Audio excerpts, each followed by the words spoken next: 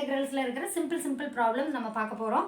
So அது simple ப்ராப்ளம்ஸில் பார்த்தீங்க அப்படின்னா ஃபஸ்ட்டு கான்ஸ்டன்ட் லிமிட் தாங்க கொடுத்துருக்கேன். கான்ஸ்டன்ட் லிமிட் இருந்ததுன்னா எப்படி இன்டெகிரேட் பண்ணுறது, டெஃபினட்டாக கான்ஸ்டன்ட் லிமிட் யூஸ் பண்ணி ஒரு ப்ராப்ளம் கேட்கலாம். ரைட், இங்கே பாருங்கள், first problem evaluate double integral 0 to a 0 to b x plus y dy dx. இப்போ ரெண்டுமே கான்ஸ்டன்ட் அப்படிங்கிறனால இந்த லிமிட் வந்து 0 to bங்கிற லிமிட் வந்து ஒய்யோட லிமிட்னு நம்ம ஃபிக்ஸ் பண்ணிக்கலாம். இந்த 0 to a வந்து எக்ஸோட லிமிட்னு ஃபிக்ஸ் பண்ணிக்கலாம். ஓகேங்களா? ரைட், இப்போ நான் இதை இன்டெகிரேட் பண்ண போகிறேன். நல்லா கவனிச்சுக்கோங்க. ஃபஸ்ட்டு அவுட்டர் இன்டெகிரல் அப்படியே வச்சுக்கிறோம். ஸோ உள்ளே இருக்கிற ஃபங்க்ஷனை ஒய்யை பேஸ் பண்ணி இன்டெகிரேட் பண்ணுறோம். ஃபஸ்ட்டு ஒய் பேஸ் பண்ணி பண்ணும்போது x will be treated as a coefficient, right?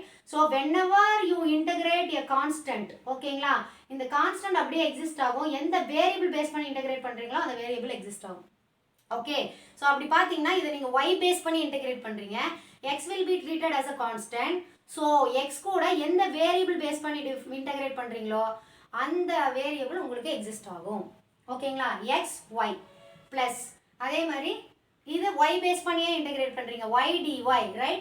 x dx அப்படின்னா நம்ம என்ன போடுவோம், x²/2.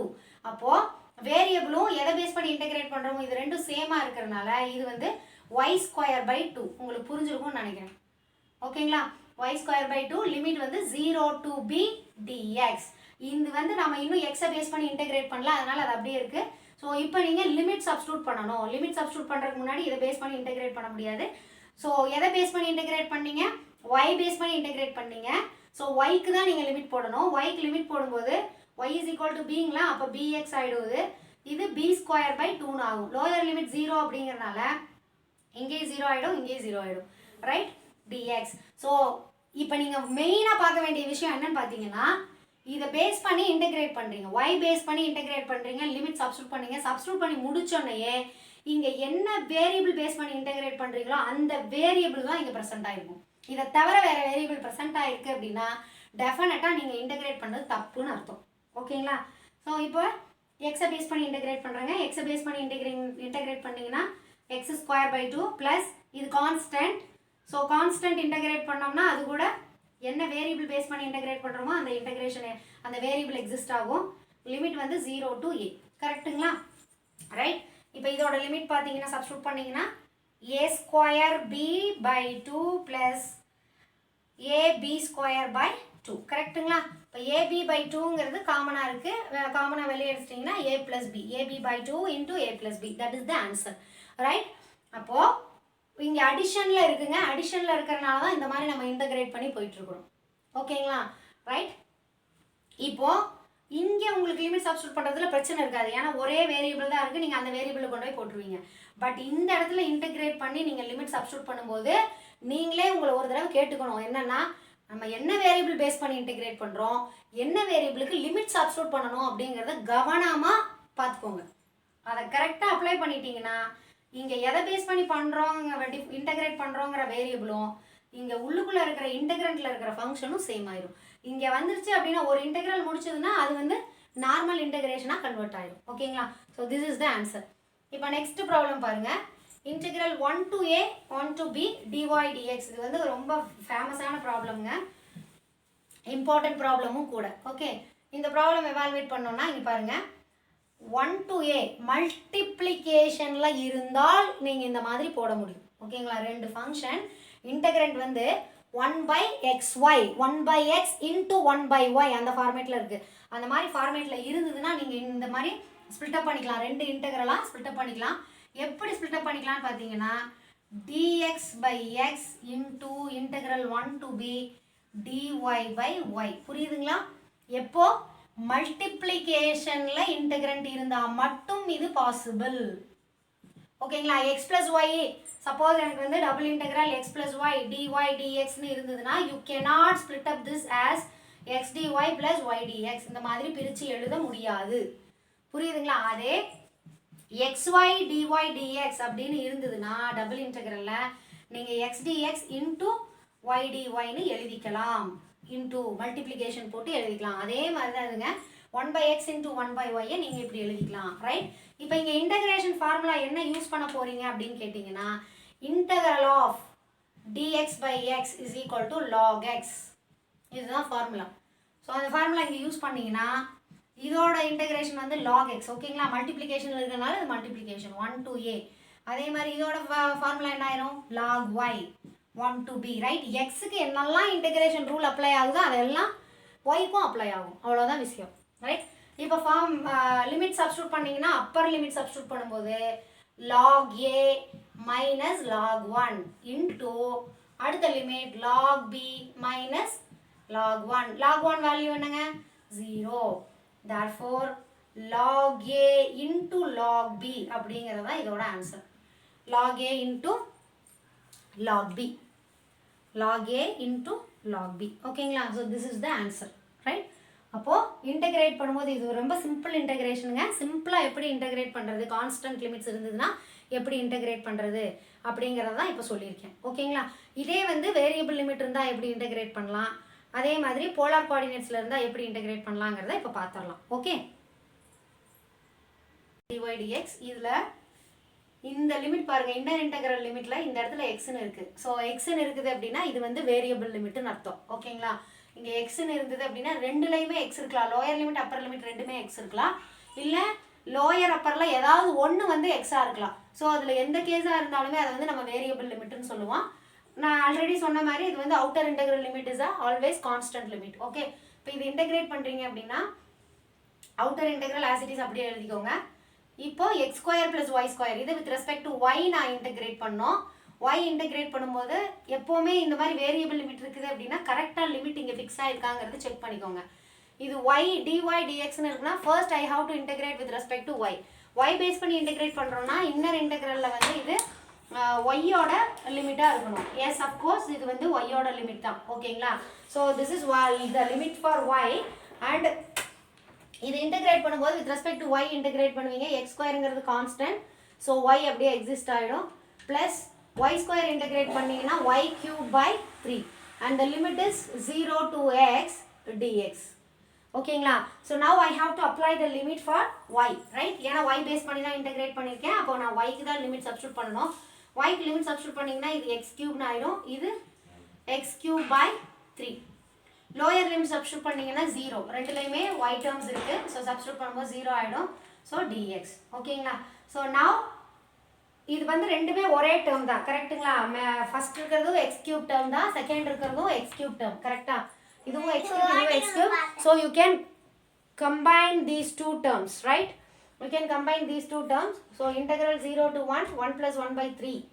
ஓகேங்களா, 1 plus 1 by 3 போது 3 LCM எடுத்துருங்க. LCM எடுத்தீங்கன்னா 4x cube by 3 dx. இப்போ இதை இன்டெகிரேட் பண்ணிங்கன்னா 4x power 4 by 4. இந்த 3 அப்படியே இருக்கும். 4 by 3 is coefficient. x cube integrate பண்ணோம்னா x power 4 by 4.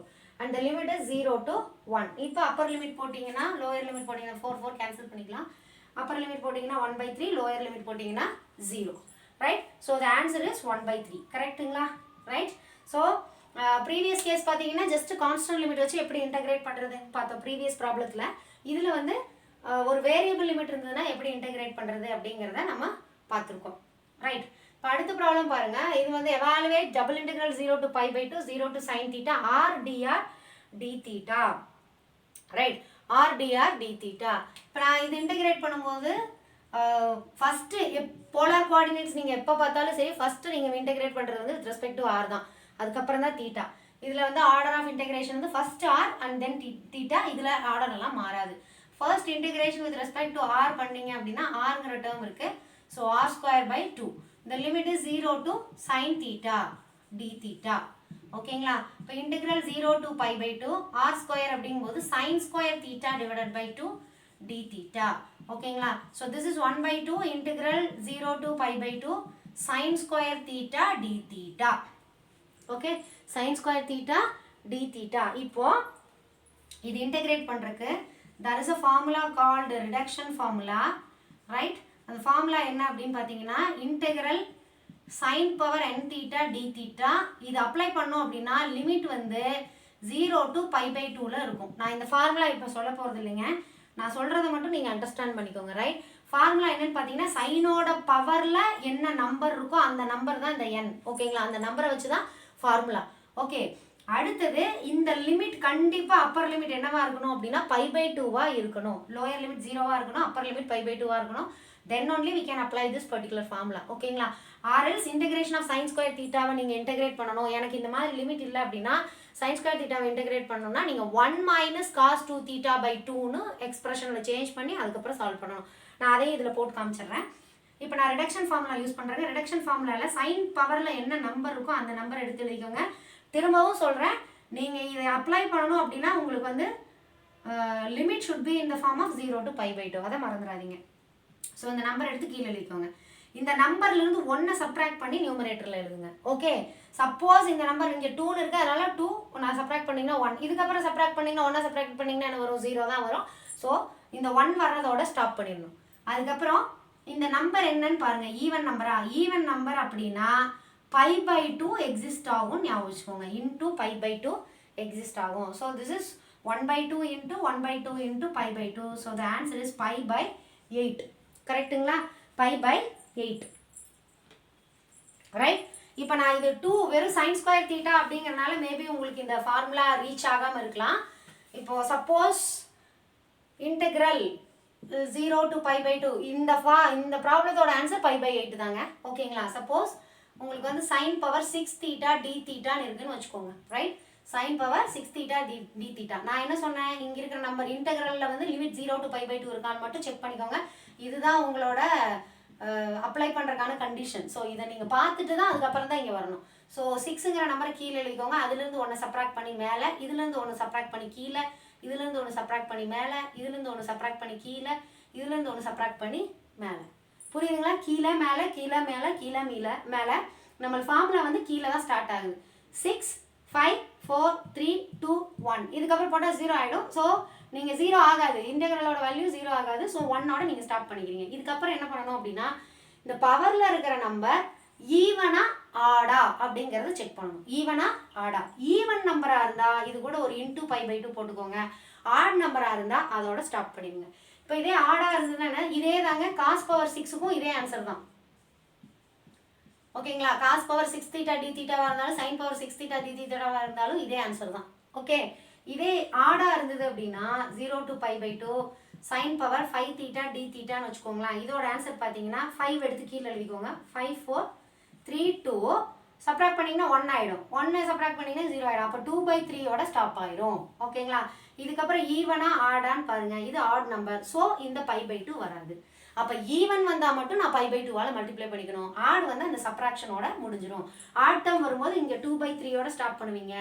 Even term வரும்போது 1/2ஓட ஸ்டாப் பண்ணுவீங்க. இவ்வளோதான் நீங்கள் ஞாபகம் வச்சுக்க வேண்டியது.